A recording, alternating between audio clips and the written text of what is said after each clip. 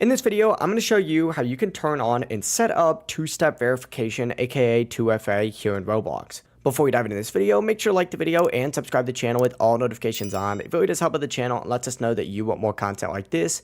But in this guide specifically, we're going over how you can enable and set up 2FA here in Roblox.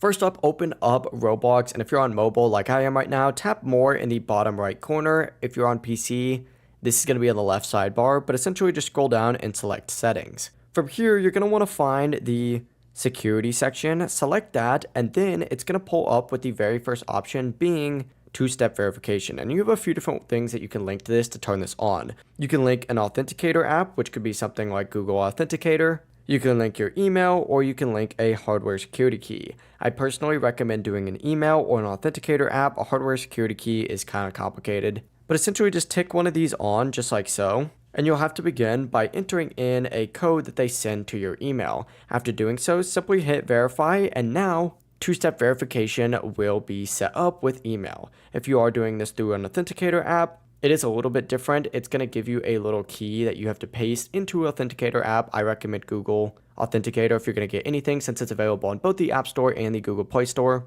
But when you open the app, you just have to hit add, which should be a little plus icon in the top right corner, and then just enter in that key and you're good to go. But yeah, it really is as simple as that. If you have any questions, don't hesitate to ask us down in the comment section below and we can help you out further. Have a great rest of your day. Peace.